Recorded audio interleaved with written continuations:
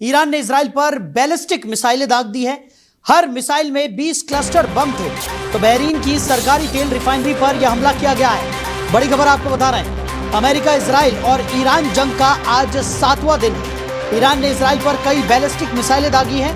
इन मिसाइलों में cluster bomb लगे हुए थे और इजरायली सेना ने बताया कि जब ऐसी मिसाइल जमीन की ओर आती है तो उसका वॉरहेड हवा में ही खुल जाता है और करीब 20 छोटे बम अलग अलग जगहों पर गिर जाते हैं।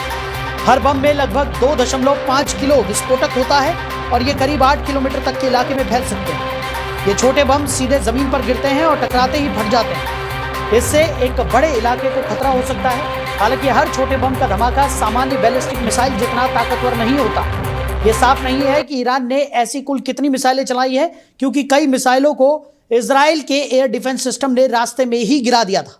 बड़ी खबर आपको बता रहे हैं, तो ईरान ने इजराइल पर बैलिस्टिक मिसाइलें दागी है। हर मिसाइल में 20 क्लस्टर बम लगे हुए थे।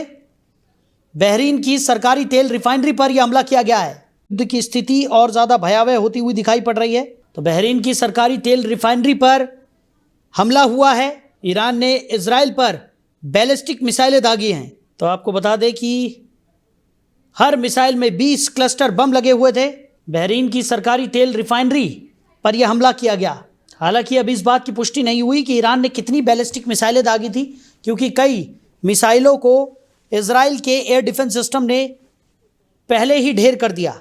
तो बहरीन की सरकारी तेल रिफाइनरी पर ईरान की तरफ से यह हमला किया गया। बड़ी खबर आपको बता रहे हैं। तो तस्वीरों में आप देख सकते हैं किस तरीके की स्थिति इस वक्त बनी हुई है। ईरान ने बैलिस्टिक मिसाइल से इजराइल पर हमला किया है।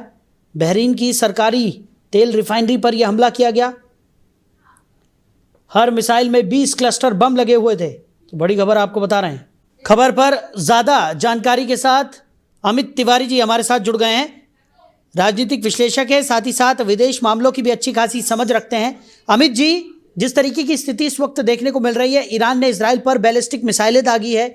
बताया जा रहा है कि हर मिसाइल में 20 क्लस्टर बम लगे हुए थे। भारी तबाही की आशंका जताई जा रही है और बहरीन की सरकारी तेल रिफाइनरी पर यह हमला किया गया है।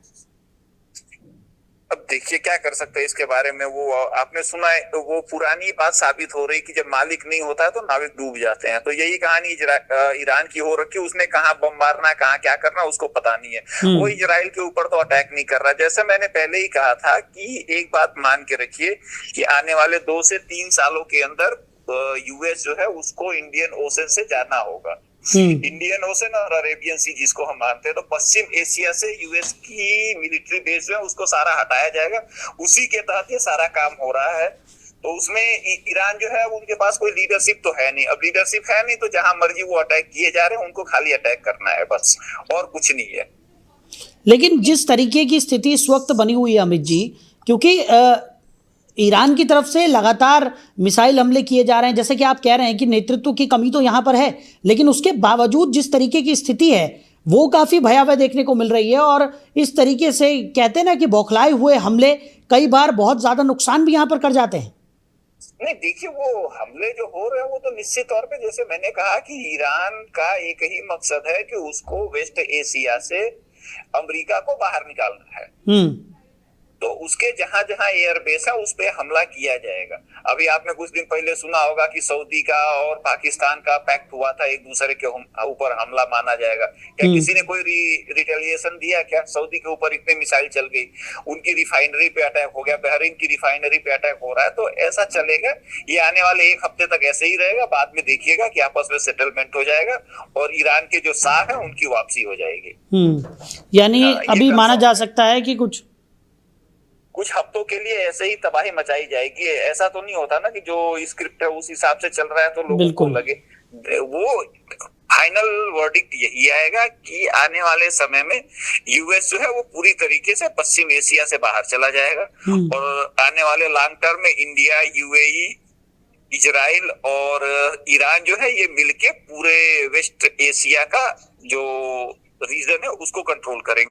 ये नीति पहले से निर्धारित हो चुकी है। और देखिए एक बात ध्यान रखिए, मोदी जी ने अपना नक्शा तैयार किया हुआ अखंड भारत का। तो अखंड भारत का नक्शा और इजराइल में ने जो ग्रेटर इजराइल का नक्शा बनाया हुआ है, ये बिना अमेरिका के इस क्षेत्र से मतलब पश्चिम एशिया से हटे पूरा नहीं हो सकता।